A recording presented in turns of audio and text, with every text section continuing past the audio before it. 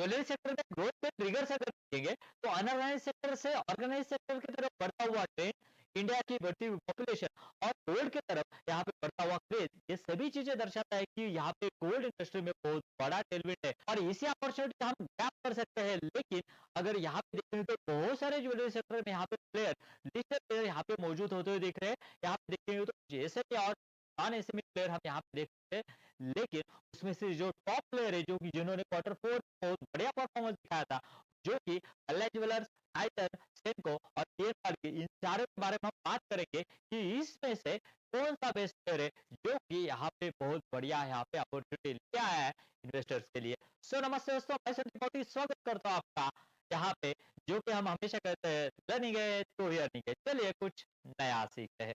दोस्तों फिलहाल ये चारों पेपर तो बन के यहाँ पे अपडेट आया है, तो मतलब रिजल्ट से पहले जो डिटेल्स आते हैं कि ग्रोथ कैसी हुई है, इन सभी अपडेट के बारे में हर एक पैरामीटर के बारे में देखेंगे कि कौन कौन से पैरामीटर में बढ़िया करना है। इससे हमें सेंस बनेगा कि इसके रिजल्ट कैसे आ सकते हैं और यहाँ पे अपॉर्चुनिटी कैसी बनी है फॉर द फाइनेंशियल ईयर 2006। चलिए एक पैरामीटर को बात करेंगे, पहले तो देखेंगे कि रेवेन्यू का जो है वो ग्रोथ कैसा रहा है। पर यहाँ पे अगर देखेंगे टाइटन जो है अराउंड 18% से ग्रो किया। अगर लास्ट क्वार्टर की बात की जाए तो टाइटन जो है 25% से ग्रो किया था, यानी यहाँ सेल्स में देखेंगे रेवेन्यू देखेंगे तो टाइटन प्लान है। उसके बाद कल्याण ज्वेलर्स, कल्याण ज्वेलर्स की बात की जाए तो 31% से यहाँ पे इंडिया और इंटरनेशनल दोनों तरफ से यहाँ पे क्यूमुलेटिव ग्रोथ किया है। लेकिन दोस्तों ये प्लेयर की बात की जाए ना, इंडस्ट्री में सबसे तेज जाने वाला प्लेयर है या फिर है, अभी भी कह सकते हैं हम इसको है, जो कि लास्ट क्वार्टर में अराउंड 40% के तकरीबन यहाँ पे ग्रोथ आया था।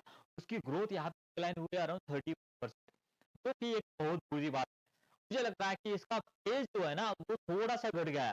अगर ये ऐसा अगर रहा या फिर उससे अगर कोई निकल जाता है तो इसको इसमें पैसा बनाना जो है वो बहुत मुश्किल हो जाएगा। ये उसके बारे में हम आगे बात करेंगे कि क्या क्या पैरामीटर है और बाकी के प्लेयर्स में क्या क्या चीजें चेंजेस हुई है। उसके बाद में पीएन कारगिल के बारे में बात करेंगे तो वो अराउंड 30 टू 30% का यहाँ पे जो है वो उसकी ग्रोथ दिखाई है रेवेन्यू में।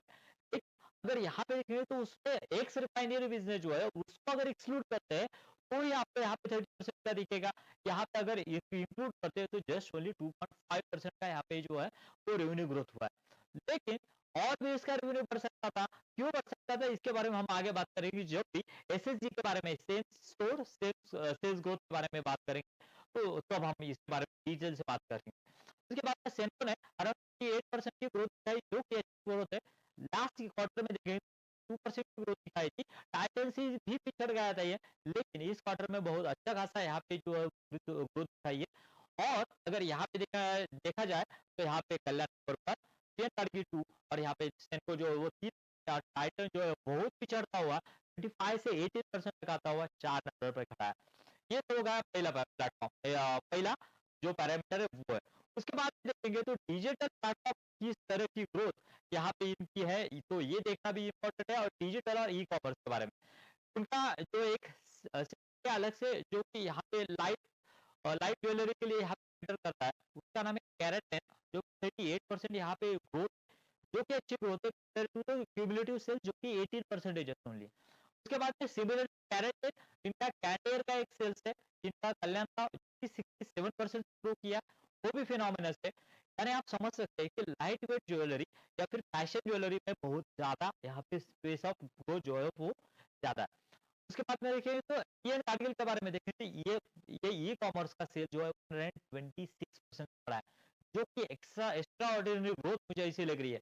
हालांकि जस्ट ओनली 3.5% का यहाँ पे रेवेन्यू कंट्रीब्यूशन ई कॉमर्स का है, लेकिन धीरे धीरे ये जो है वो मार्केट गेन कर रहा है और धीरे धीरे इसका सेल जो है बढ़ रहा है। उसके बाद में फ्रेंचाइजी कोको मॉडल्स के बारे में देखेंगे तो अराउंड 109% की सेल्स ग्रोथ, ये भी ये एक अच्छी ग्रोथ विजिबिलिटी चाहिए बिकॉज इसका जो यहाँ पे रेवेन्यू कंट्रीब्यूशन 15% का रेवेन्यू कंट्रीब्यूशन है। और अगर यहाँ को एक्सपांड करना है, किस तरह से एक्सपांड करेंगे इस बारे में हम आगे बात करेंगे, जिसको ये हेल्प करेगा फिफो मॉडल, और जिसकी ग्रोथ रेट अगर ऐसी ही रहती है और मार्जिन्स पे भी क्या चेंजेस होने वाला है इसके बारे में हम आगे बात करेंगे। तो एक अच्छी यहाँ पे जो है डील हो सकती है, इसके बारे में डिटेल्स में जैसे जैसे नीचे आएंगे उसके बारे में बात करेंगे। उसके बाद देखेंगे तो इनका क्या है, सेनकॉ का भी यहाँ पे लाइट वेट और फ्रेंचाइजी लेड मॉडल के ऊपर यहाँ पे जो है वो ट्राई कर रहे हैं। ये भी इसमें इन्होंने डिटेल नहीं दी है कि किस तरह से कौन से सेगमेंट का ये हुआ है, जस्ट ओनली रिटेल से। और अगर यहाँ पे देखेंगे तो क्यूमुलेटिव सेल जो है वो 28% बढ़ा है, यानी रिटेल से ज्यादा जो है वो नॉन रिटेल का सेल्स बढ़ा है, इससे हम यहाँ पे आइडिया लगा सकते हैं। उसके बाद में दोस्तों ग्रोथ जो है वो कैसी हुई है, यहाँ पे ये देखना इंपॉर्टेंट है, और उससे यहाँ पे आइडिया आएगा हमें कि किस तरह का जो चेंजेस इसमें हो रहे हैं। तो दोस्तों ज्वेलरी इंडस्ट्री के लिए यहाँ पे नए नए स्टोर्स और पुराने वाले स्टेट्स अच्छे से चलना, ये बहुत इंपॉर्टेंट ट्रिक्स रहते हैं। उसके लिए यहाँ पे एक्सपेंशन की क्या स्ट्रैटेजी है, ये देखिए फाइनेंशियल ईयर 2026 के लिए कंपनी का कहना है कि अराउंड टाइटन का कहना है कि हम यहाँ पे फाइनेंशियल ईयर 2026 में 19 स्टोर्स ओपन करेंगे। इसमें से देखेंगे तो 10 स्टोर जो है वो अराउंड यहाँ पे देखेंगे तो तनिष्क और बाकी के जो है जिया और एक इनका ब्रांड है उसमें से अराउंड 10 जो कि रिटेल में रहेंगे, और कैरेट 10 में आप टोटल 19 रहेंगे।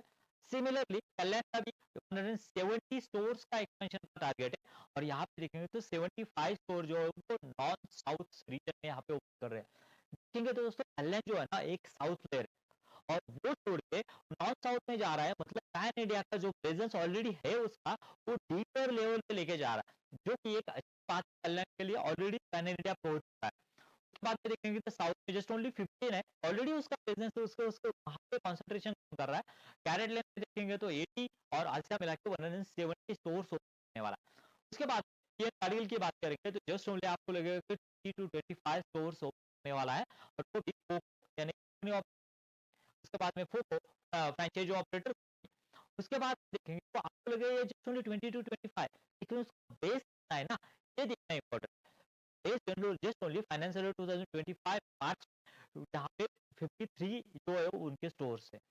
उससे अगर कंपेयर करेंगे तो ये 45 टू 50% की ग्रोथ यहाँ पे स्टोर ऑपरेशन में, और फॉर्च्यून के आगे कितना ये हुआ है और उसका प्लान कितना है, इसके बारे में हम आगे बात करेंगे।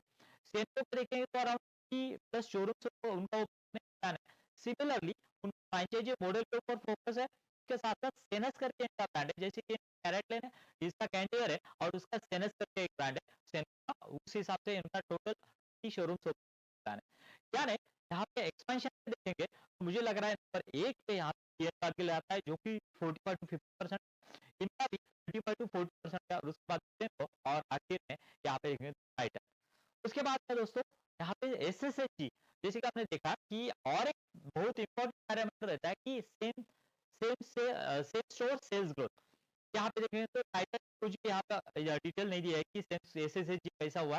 कल्याण ज्वेलर्स का 18% है, जो कि बहुत बढ़िया।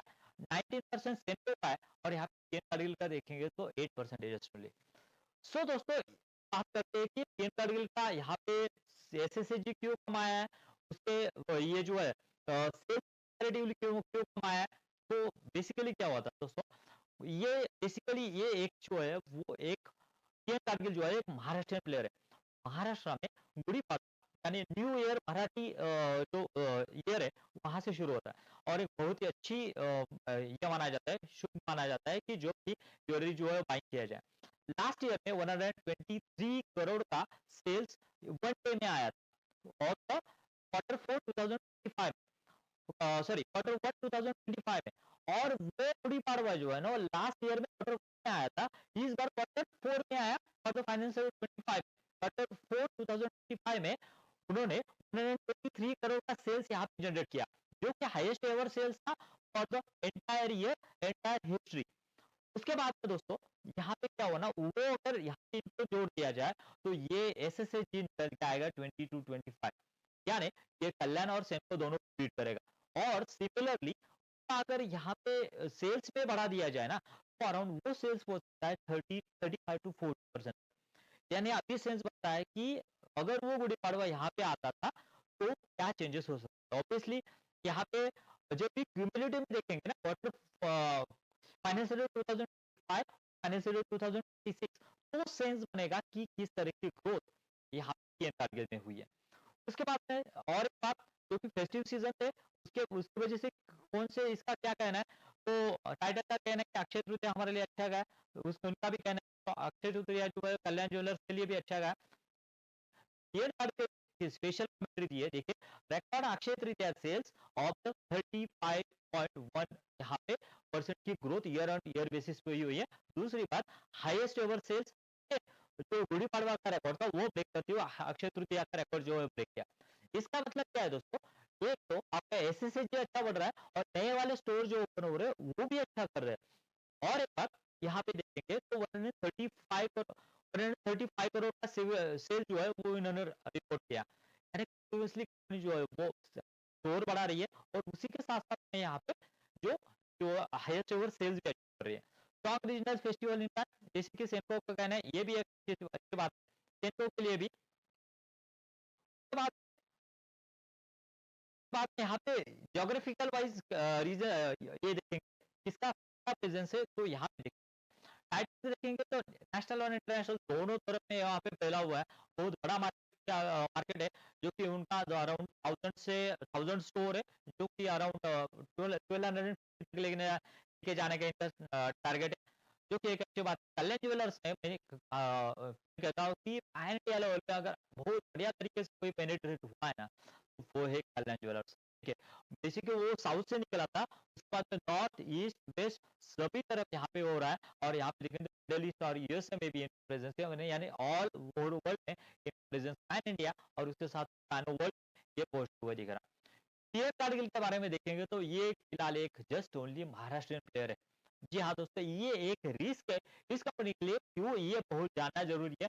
ब्लाइंडली यहाँ पे इन्वेस्टमेंट नहीं करना है। ठीक है, यहाँ पे महाराष्ट्र से ये है और इनका अभी आगे यूपी और एमपी में जाने का प्लान है और यहाँ पे फोकस कर रहे हैं। इनका क्या कहना है कि हम जैसे जैसे यहाँ पे नंबर 1 प्लेयर यहाँ पे महाराष्ट्र में बनने जा रही है और टाइटल पीछे छोड़ने जा रहे हैं, पहली बात। उसके बाद में वो पेशवा मॉडल फॉलो करने वाले, जैसे पेशवा ने एमपी यूपी और उसके बाद पैन इंडिया में जो है वो प्रेजेंस फैलाया था, उसी तरह का यहाँ प्रेजेंस यहाँ पे कारगिल भी यहाँ पे करना चाह रही है।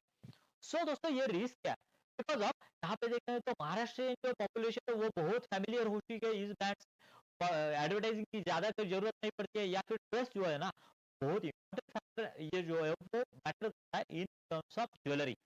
और जैसे महाराष्ट्र में इनका ट्रस्ट जो है बिल्ड हुआ है, वही ट्रस्ट क्या ये एमपी में बिल्ड कर पाएंगे, यूपी में बिल्ड कर पाएंगे, ये बहुत इंपॉर्टेंट चीज होगी। इसके लिए आपको इसका ट्रैकिंग करना होगा और ट्रैकिंग करना है तो इस चैनल को सब्सक्राइब कीजिए, बिकॉज मुझे लग रहा है कि गाड़ी में बहुत बड़ा पोटेंशियल है, बिकॉज इसीलिए इसको कंटिन्यूसली ट्रैक करने वाला। उसके बाद में देखेंगे तो ये भी कंपनी जो सेंको गोल्ड वो पैन इंडिया लेवल पर पहुंच चुकी है, ईस्ट इंडिया पैन इंडिया और फ्रेंचाइजी बेस के द्वारा यहाँ कंटिन्यूसली करने वाली है। उसके बाद में देखेंगे दोस्तों फ्यूचर आउटलुक, यहाँ पे क्वार्टर 2 में क्या आउटलुक किया, ये देखना बहुत ही इंपॉर्टेंट रहेगा, क्योंकि किस तरह की अपॉर्चुनिटी निकल के आती है ये देखेंगे। ठीक है, यहाँ पे टाइटल ज्यादा डिटेल्स नहीं दी है कि क्वार्टर 2 में क्या करेंगे। कल्याण ज्वेलर्स का कहना है कि कलेक्शन और शोरूम लॉन्चेस जो है वो हम यहाँ पे 75 जो हमें यहाँ पे शोरूम उसी हिसाब से हम चलेंगे। यहाँ पे देखेंगे तो 7 to 9 न्यू स्टोर्स क्वार्टर 2 में ओपन करने का प्लान है, क्या नहीं 9 अगर करेंगे तो 9 टू 11 और सिमिलरली केस 2 में भी होता है तो 20 to 25 उनका जो टारगेट है वो अचीव हो पाएगा। टेम्पो गोल्ड का देखेंगे तो स्ट्रॉन्ग मानसून है, टाइप के ऊपर फोकस करने वाला और यहाँ पे माइक्रो सेफ्टी है, ऐसा ही कहना है। तो दोस्तों अब बात आती है कि कौन सा प्लेयर इन सब से, इसके लिए हम यहाँ पे वैल्यूएशन के बारे में बात करेंगे। यहाँ पे देख सकते हैं टाइटन, कल्याण ज्वेलर्स, उसके साथ साथ पीएम कारगिल्स एंड यहाँ पे तो वन बाय वन डिस्कस करेंगे। यहाँ की रेशियो देखेंगे 90 की कल्याण का और 31 का यहाँ पे इंडस्ट्री की है। जिस तरह की ग्रोथ 18% की और पी जो 5.2%, कुछ भी सेंस नहीं बनता है यहाँ पे जो है वो बिल्कुल नहीं है। कल्याण ज्वेलर्स 84 पी कि बहुत फास्ट से तेजी से ग्रो कर रहा है 32% पे, हालांकि उसकी ग्रोथ जो है वो डिक्लाइन हुई है। और यहाँ पे पेग रेशियो देखेंगे तो 2.2 का, अगर ये अगले क्वार्टर भी यहाँ पे ऐसे ही परफॉर्मेंस दिखाता है तो यहाँ पे जो री रेटिंग हो रही थी स्टॉक की तो ज्यादा पी चला गया था, वो मार्केट यहाँ पे डी रेटिंग करेगा और उसको नीचे लेके आएगा। आप देखेंगे मुझे लग रहा है कि ये पूरा क्वार्टर जो है ना कल्याण ज्वेलर जो है ना वो पूरा कंसोलिडेट करते हुए दिखेगा आप। उसके बाद में देखेंगे तो सेंट्रो गोल्ड यहाँ पे देखिए 34 का पी है और 32 का एचएसडी पी और 2.7 का यहाँ पे देखेंगे यहाँ पे रेशियो है। सेको ने हालांकि अपना जो है वो स्पेस जो है वो बढ़ाया है, लेकिन क्या ये पेस सस्टेनेबल है? ये एक बहुत बड़ा क्वेश्चन मार्क रहेगा। क्या ये मार्जिन सस्टेन कर पाएँगे? ये भी एक बहुत चैलेंज रहेगा सेंको के लिए। अगर ये सस्टेन कर पाएगा, तो इसको यहाँ पे या कल्याण जो कल्याण से जो पैसा निकलेगा, वो भी यहाँ पे आ सकता है। टाइटन से जो पैसा निकलेगा, वो भी यहाँ पे आ सकता है। उसके बाद अगर देखेंगे टारगेट, मुझे लग रहा है कि बढ़िया पेट कोई होगी, ये कारगिल की है। यहाँ पे देखिए 37 पी है, इंडस्ट्री पी जो है वो अराउंड 32 का है और यहाँ पे देखिए एक रेशियो जस्ट ओनली 0.2 का है। उससे भी तो उससे और भी यहाँ पे जो है वो डेवलपमेंट होने वाले ये जानना जरूरी है। यहाँ पे देखेंगे तो ये रिफाइनरी का सेल्स उनका अगले क्वार्टर में बिल्कुल चला जाएगा, जीरो होने वाला है। और उस कंपैरिजन में अगर कंपैरिजन को मिलेगा पहली बात। उसके बाद में उसका स्टड रेशियो जो है ना, वो स्टड रेशियो 10% है। जो स्टड रेशियो है जो वो बाकी के प्लेयर देखेंगे तो आप यहाँ पे स्टड रेशियो में ठीक है, कल्याण का देखेंगे, कल्याण का और टाइटन का देखेंगे तो अराउंड 28 टू 35 का है, सेम्को का भी अराउंड 30 है और इसका अगर 10% है और आईपीओ टाइम इसका 7.5 7.5 से 10% लेके आया और इनका टारगेट है कि हम यहाँ पे 25 टू 30 तक लेके जाने वाले हैं। यानी यहाँ 15-20% की स्टड रेशियो में अगर ग्रोथ होती है ना, तो स्टड रेशियो एक ऐसा पैरामीटर है जिसकी वजह से आपकी वैल्यू जो है यानी रेवेन्यू जो है वो भी बढ़ेगा। उसके साथ साथ ज्यादा मार्जिन किसमें होते हैं तो वो स्टड रेशियो में तो उस मार्जिन में एक्सपेंशन होने की पॉसिबिलिटीज है। और ये दोनों अगर चीजें साथ में आती है, रेवेन्यू ग्रोथ होती है और मार्जिन भी बढ़ते हैं, तो मुझे लग रहा है कि तो यहाँ और दूसरी तीसरी बात यहाँ पे वैल्यूएशन भी बहुत रीजनेबल है। तो हो सकता है कि इन दोनों से यहाँ पे पैसा निकल के यहाँ पे जो है पीएन कारगिल में आए। लेकिन जैसे कि मैंने कहा कि ये रिस्क जो है वो जो ये इंटीग्रेट चलनी होगी कि जब भी महाराष्ट्र बाहर जब जाएंगे तो उसी तरह का परफॉर्मेंस देना होगा। ठीक है सर, उससे क्या हो सकता है ना, यहाँ मार्जिन में यहाँ पे प्रेशर आ सकता है क्योंकि यहाँ पे आपको एडवर्टाइजिंग करना पड़ेगा। यहाँ पे नए नए रीजन में आप जाओगे, वहाँ पे कस्टमर फैमिलियर नहीं होंगे, रेवेन्यू के ऊपर प्रेशर आ सकता है। अगर ये सभी चीजें सही से अगर हैंडल कर ली तो सही में ये एक बहुत बढ़िया रेट हो सकती है। तो इसलिए कोई रिकमेंडेशन नहीं है, लेकिन ट्रैकिंग करना होगा कि किस तरह से चीजें जो है वो चेंज हो रही है।